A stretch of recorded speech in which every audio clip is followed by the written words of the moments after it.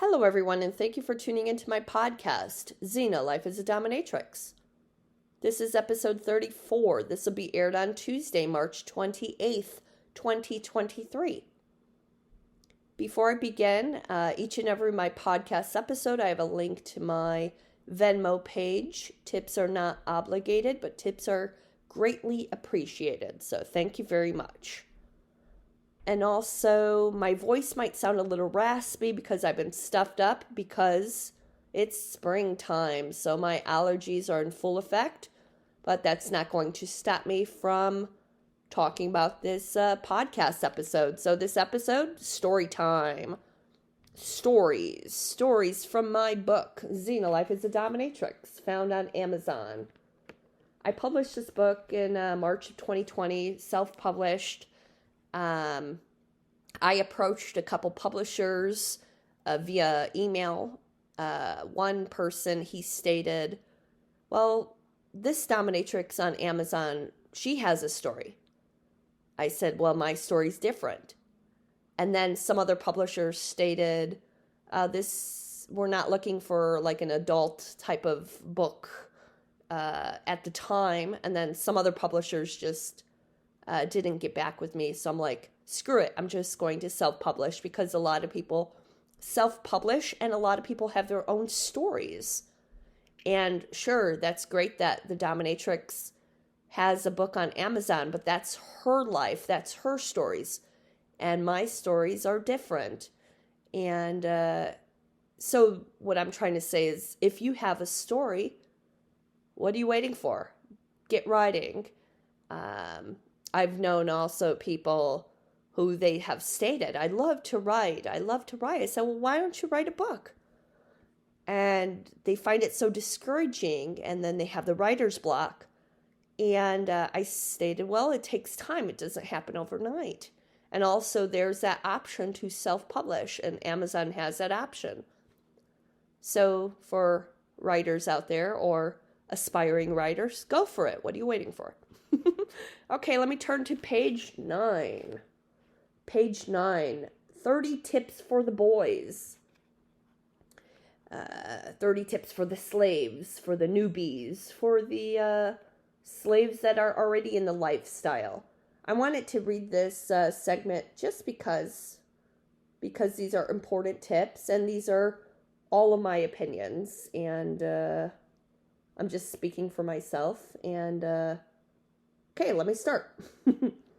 Okay, 30 tips for the slaves. Number 1, respect the mistress. Respect her limits. If she told you via telephone or email that she will not sit on your face, don't ask her again. No means no. Remember those 3 words. No means no. So let's say if Mistress so-and-so or Mistress so-and-so, they offer face sitting, and the mistress you would like to see does not offer face sitting, don't ask the mistress, hey, can you sit on my face? No, you're there to serve her however she desires. Okay, number 2, arrive with the proper tribute requested from the mistress. Do not shortchange her. Some mistresses charge, some mistresses don't, but it's your duty to, ask how much is the tribute. And if you shortchange her, expect to be on her blacklist. Number 3, don't ask her many questions about her personal life. So if she would like to share something about herself, she will. Number 4, if she's married or taken, don't be discouraged. Accept it. Although she's married, don't say, I bet I can be a great husband for you. It's not a smart thing to say, by the way. Number 5, know what you want in a session. If the dominatrix asks you what you would like to experience in this session, don't say, I don't know. My advice is to read the dominatrix's website. Get a better understanding on what she offers in a session and what her personal limits are. So some people will call a dominatrix because of her photo. But it's important to read over what she offers and what she doesn't offer, and respect that. Number 6, don't be a wanker. What this means, make an appointment and never call to confirm your session. Even worse, if you make an appointment, confirm, and never show up, that will land you on the blacklist, her blacklist. You don't want to be on her blacklist, do you? Number 7, don't have horrible breath, hygiene, and shitty clothes on. You want to make a good first impression. So some people I see, they're just smokers, or that's just what they do. They smoke, they're addicted to smoking, but I state you have to mouthwash before you see me, because I don't want to talk to somebody with bad smoker's breath. That's just my personal opinion. Number 8, don't brag. Don't say, I've seen Mistress so-and-so, and she did this, and she did that, and she was the best. And then I saw another Mistress so-and-so, and I've seen so many mistresses. Also, don't brag about what you do for a living or how much money you have or make. So, yeah, keep that personal, keep that to yourself. Yeah. And some mistresses might ask for a reference. They might ask, oh, have you seen a mistress in the past? And if so, who? So it's good to have a reference. And, yeah. Okay, number 9. Don't constantly call or text or email the dominatrix. If she says to never text, don't text. If her phone hours are 10 to 10, don't call at 10:30. When you are inquiring about seeing a certain dominatrix, don't send her a one-line email. A paragraph or more is more suitable. So in the email, introduce yourself and state, this is just an example.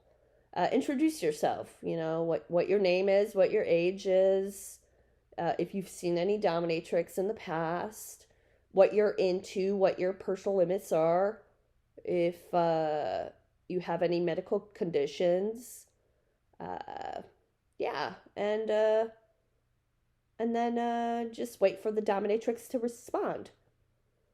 Okay, number 10, do not top from the bottom. Don't say, hit harder, or I want to be tied up now, or I'd rather see you in bra and panties, or please take your clothes off. That's so not cool. Once you enter the dungeon, your controlling habits go out the door. You submit. You're the bottom. You're the slave. You're there to please her. She comes first, not you. So these comments, hit harder, I want to be tied up now, that's topping from the bottom. That's just an example.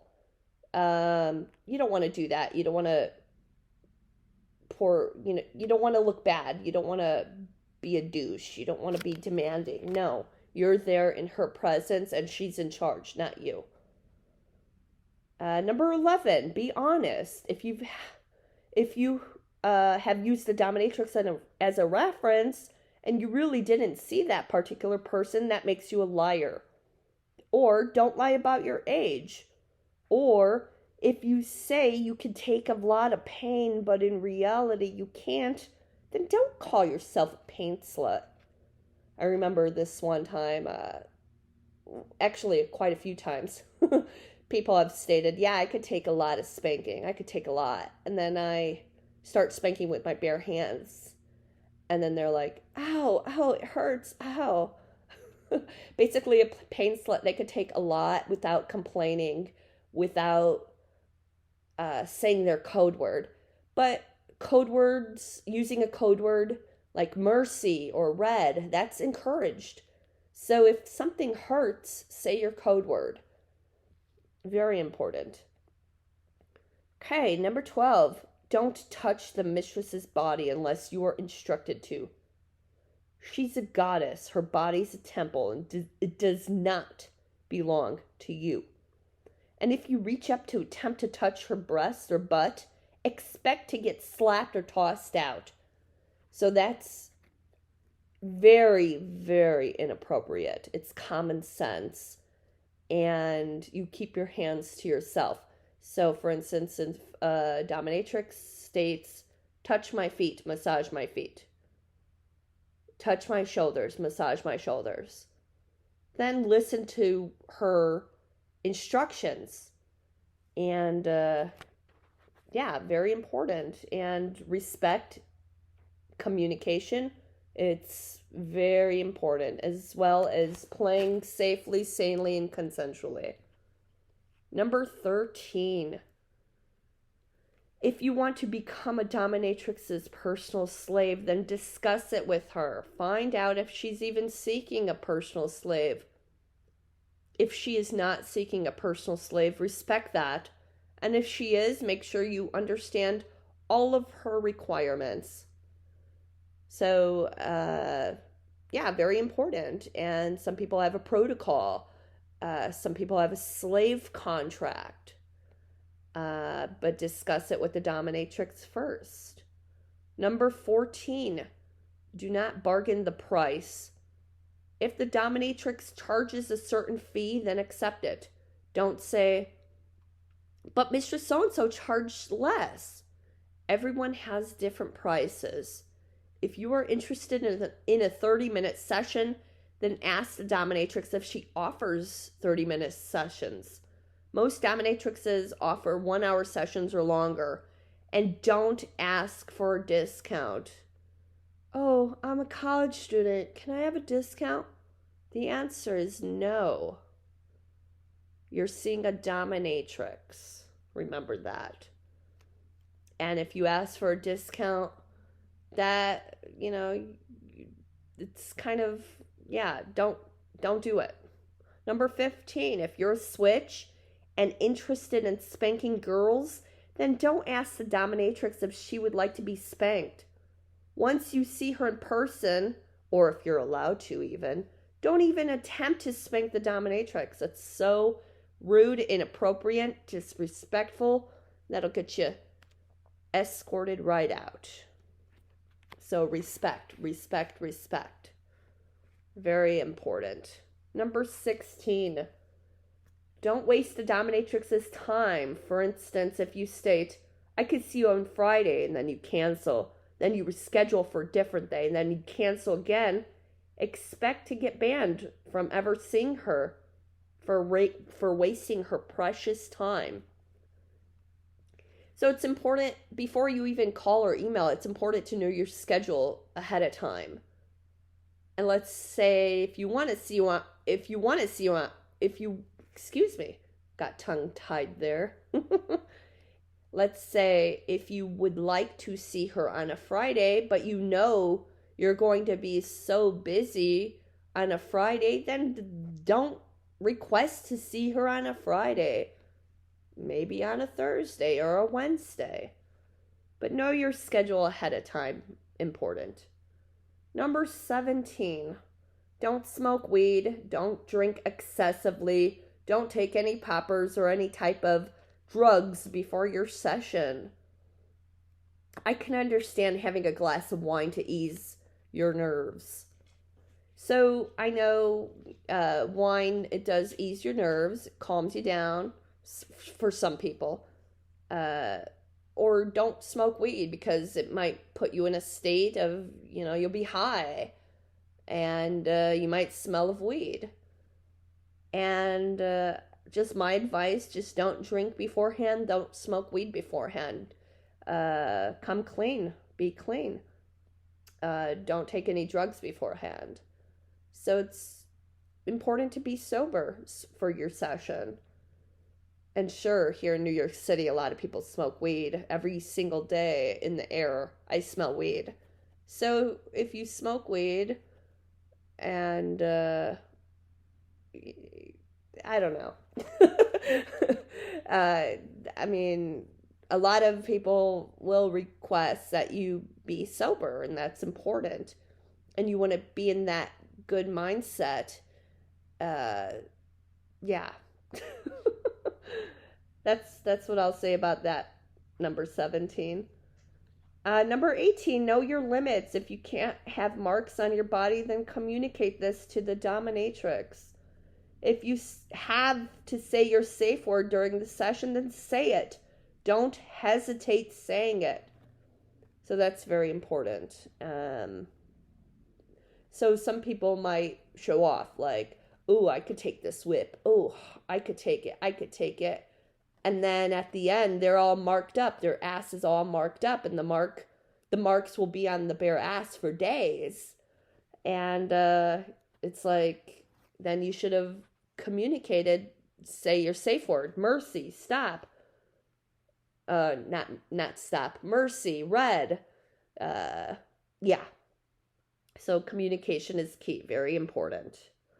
Number 19, if you have any health conditions, express it to the dominatrix.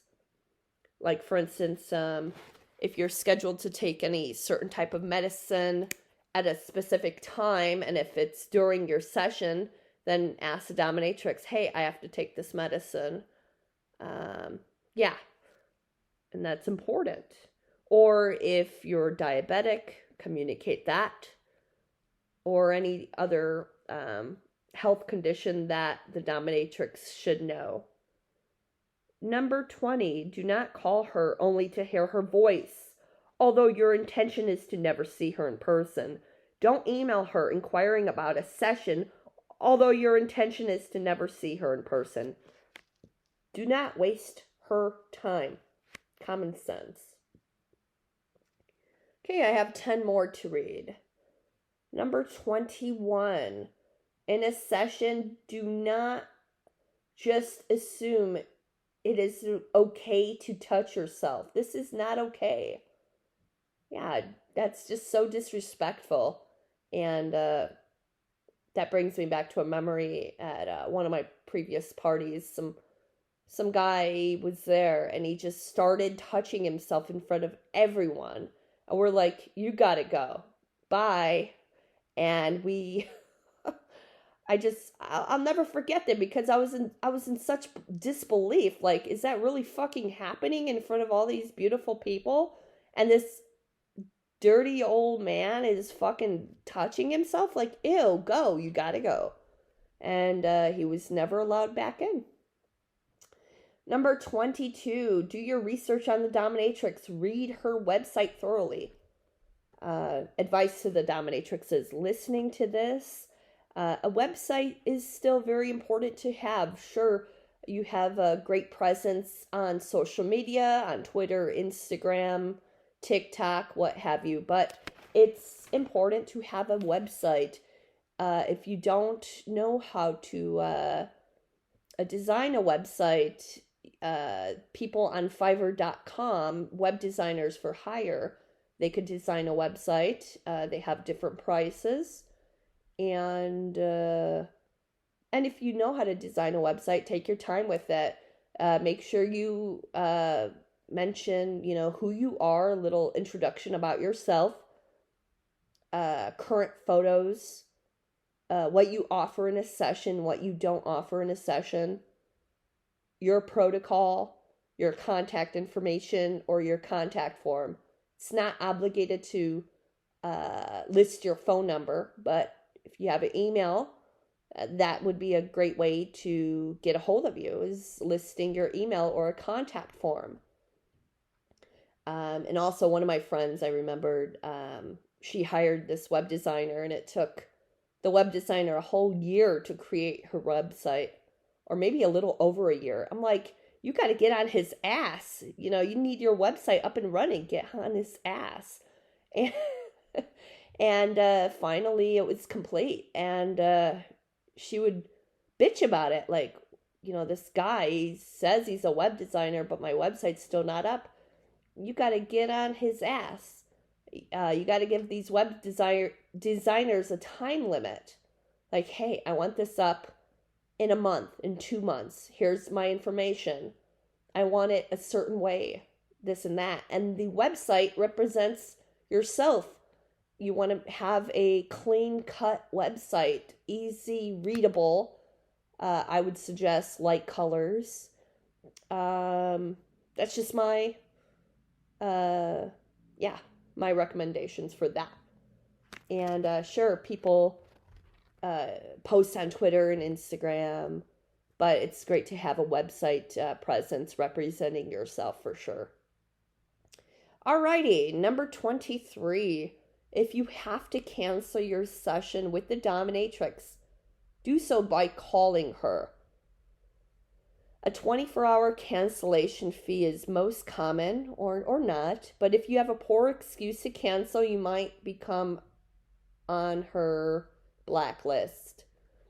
So if you cancel on her last minute, like within a couple hours, that's not cool.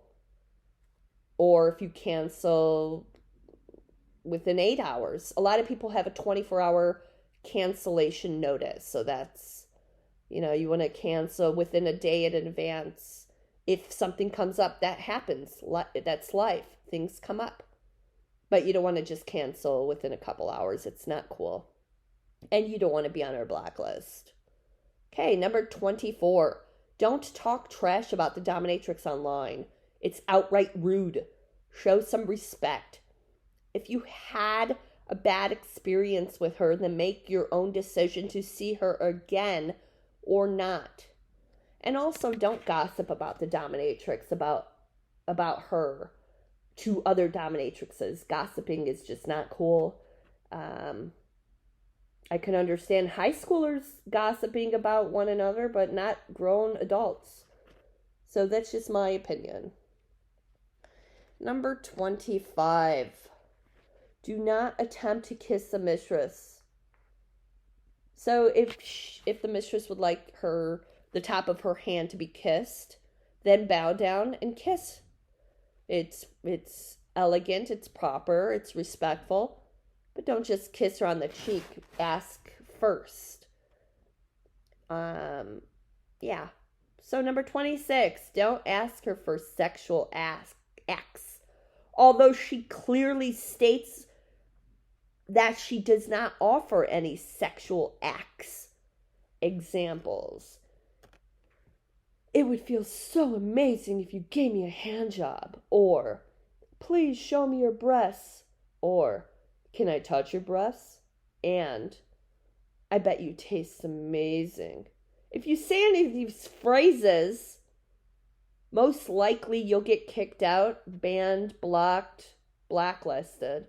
Saying any of these phrases is simply not okay. Don't dare assume these acts are all right in a session. Don't assume. And, no, it's gross. No. BDSM and sexual acts are different. And, no. It's just gross. It's rude. That'll be, say any of these phrases, might be blacklisted, kicked out, slapped in the face. It's just rude. It's common sense. Be a gentleman. Be courteous. Be respectful. Very important. And I wrote this number 26 in the book at the time because I've had a couple experiences in the past, a long time ago, where somebody had asked, can I touch your breasts? Like, ew, no, leave, gross. So it's not appropriate. It's common sense. Have some respect. Okay, number 27. If you want to bring her a gift, see what she likes first. Don't assume that she likes perfume or chocolates. Find out which perfume or chocolate she desires. Take a peek at her wish list, which is typically displayed on her website or Instagram or Twitter. So, personal experience. Previous slave at the time, he bought me this perfume. I didn't even ask for it. It was not even on my list. So I sprayed it, and then immediately I got like a rash on my neck. I was itching. The scent was disgusting. And I said, no, I don't want this. And he said, oh, but I want you to have it. I said, nope, I don't want this. And it doesn't agree with my skin and it smells disgusting. And I can't remember if I gave him a spanking for that. No, I stated this is the specific perfume I want. And I told him which one I wanted instead. And I think it was for my birthday. So he just assumed that I liked this particular perfume. I'm like, no. And then with chocolates, personally, like dark chocolates is a much healthy alternative than milk chocolates. So, and some people just don't want chocolates at all. So read the mistress's wish list if she has one and see what she desires. Okay, 3 more to go. Number 28. Don't assume that seeing a dominatrix is cheating. I have news for you. In reality, it's not cheating. That's just my personal opinion. So a lot of men might think it's cheating, but it's not. It's not a sexual service. It's, sure, you're seeing another woman for service, for BDSM fetish session, but it's not cheating. And if you think that's cheating, that's your own personal opinion. But my opinion, it's not cheating. And if you feel like it's cheating, then why would you see a dominatrix in the first place? That's on you. Or if you might feel bad about it after seeing a dominatrix, again, that's on you. Just think it over first. If you've never seen a dominatrix, think it over. Or discuss it with your wife. Discuss it with your spouse. See what she thinks about it. And if she says no, respect your wife. Respect her limits as well. If she says no, no means no. Okay, 2 more. Number 29. Just have a good time. Enjoy the session. Let your mind go. Believe it or not, seeing a dominatrix is very stress relieving. Enjoy the ride. You are no longer in charge. She is. So a lot of people, they might have a career job where they're always in charge. They're always telling people what to do. They're always bossy. They're in a foul mood at work. But when they step into the dominatrix's lair, they let it all go. And it's supposed to be a great experience. But if you're constantly thinking in the session, that becomes distracting. Sure, the brain, that's what the brain does. Thinks. But just my personal advice, just let it all go. Just enjoy the ride. You're there to serve. You're there to experience a good BDSM session with an experienced dominatrix. Just have a great time. And just turn your brain off for that for that period of time with the dominatrix and stop thinking. I know we get stressed out by certain things, but when you're with the dominatrix, it's supposed to be stress relieving and enjoy, euphoric. Yeah. And just enjoy yourself. Just my personal advice. Okay, last one, number 30. Don't piss her off in any possible way. Please her. Be the best you can be. So, having a good first impression will make you look good. It'll make her want to see you again. And then at the end of the session, you could ask, may I see you again? May I serve you again? And that's her decision if she would like to see you again or not. So that was 30 advices. 30 piece of advices to all the newbies or experienced players. And respect and communication's up there. And, of course, playing safe, sane, and consensual. So this is all from Chapter 9, a little segment of Chapter 9 in my book, Xena Life as a Dominatrix, found on Amazon.com. The book is available via hardcover or electronically on your Kindle device if you have one.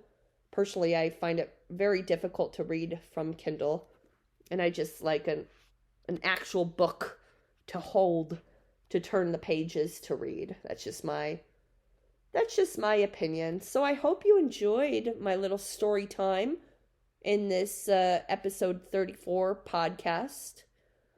Again, tips are not obligated, but tips are appreciated. And yeah, if you have any questions about this particular episode, feel free and send me an email. And yeah, that's about it. I hope you all have a great day.